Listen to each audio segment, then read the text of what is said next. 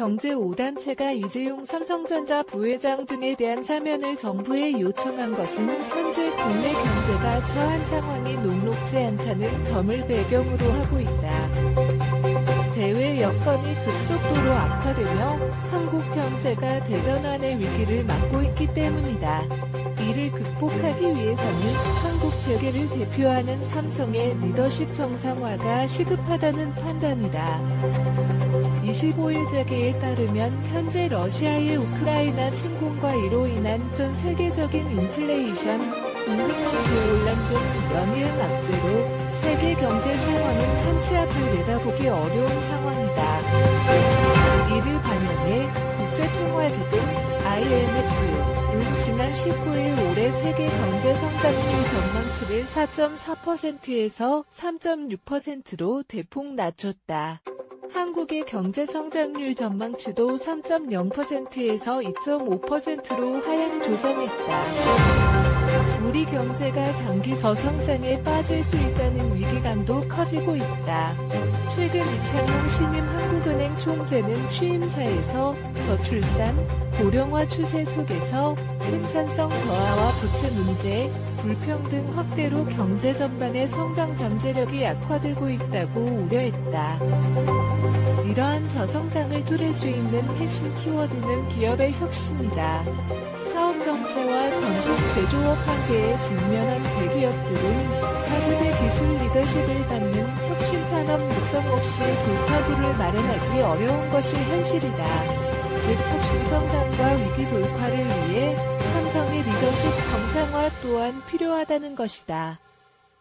문제는 삼성 리더십의 핵심인 이재용 부회장이 현재 가석방된 상태라 정상적인 경영 참여가 어렵다는 점이다. 지난해 8월 가석방됐지만 해외 출장 때마다 법무부의 승인을 거쳐야 해 글로벌 현장 경영과 네트워킹에 제약이 따릅니다. 또 등기 임원을 맡을 수 없어 책임지고 경영을 하기도 어려운 상황이다. 가석방 상태에서는 삼성을 대표할 수 있는 공식 직함을 가지기 어렵기 때문에 선벨리 콘퍼런스와 다보스 포럼, 세계 최대 가전 전시회인 CES 등에서 회사를 대표해 장기 협력과 투자, 인수, 합병, M&A를 결정하기 쉽지 않다. 2016년 전장업체 하만을 약 10조 원에 인수한 뒤 대형 M&A가 끊긴 것도 이 같은 배경이 작용한 것으로 해석된다. 김태기 단국대 경제학과 교수는 한국 경제가 물가와 성장에 두 마리 토끼를 다잡아 현재의 난국을 이겨내기 위해서는 혁신하는 기업인이 필요하다며 현재 의사결정권자인 이재용 부회장이 법적인 굴레에 묶인 삼성에서 혁신하는 기업가 정신의 발현을 기대하기는 쉽지 않다고 말했다. 삼성의 역사를 바꾼 혁신도 총수의 기업가 정신에서 시작된 경우가 많았다. 1983년 반도체 사업 진출 결정, 1993년 신경영 선언, 2008년 스마트폰 사업 진출, 2010년 바이오 사업 진출 등 굵직굵직한 사업은 총수가 비전을 세우고 오랫동안 뚝심 있게 투자해 미래 비즈니스의 판도를 바꿔놓았다. 총체적 위기 상황에서는 전문 경영인에게만 의존하는 것도 쉽지 않다.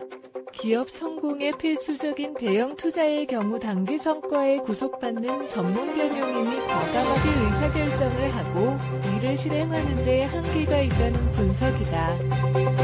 일본 소니의 TV, 가전사업이 한순간에 무너진 것과 미국 야후의 사업 실패 등은 전문 경영인에게만 지나치게 의지하다가 사업 경쟁력을 잃어버린 사례로 경영학 교과서의 단골로 등장할 정도다.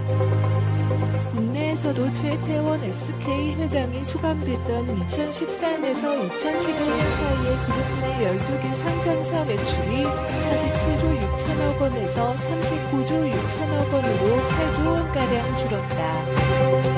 정두진 중앙대 경영학과 교수는 삼성전자가 6만 전자에 머무르는 것은 130조 원의 현금이 있어도 신속하게 투자 의사결정을 못하는 게 가장 큰 이유라고 말했다.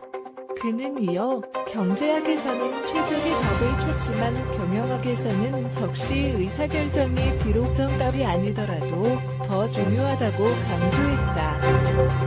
실제로 의사결정의 지연은 삼성전자의 미래를 어둡게 하고 있다. 올해 1분기 매출 77조 원으로 역대 최대치를 기록했는데도 주가가 부진한 것이 그 이유다. 최근의 실적 호조는 과거에 이뤄진 의사결정에 따른 선행 투자와 기술 혁신이 현재의 결실로 이어진 것으로 볼 수 있다. 향후 10년 뒤 또는 20년 뒤에 삼성전자가 어떤 모습이 될 것인지에 대해서는 아직 뚜렷한 청사진이 없다. 이번에 경제 5단체는 이 부회장 등의 사면을 언급하면서 개인에 대한 시혜가 아닌 점을 강조했다. 법적으로 사면은 남은 형기를 공익에 기여해 갚으라는 의미다. 기업인의 경우 가장 잘할 수 있는 일을 하도록 해 사회에 끼친 손해를 변상하도록 하자는 것이 재계의 목소리다.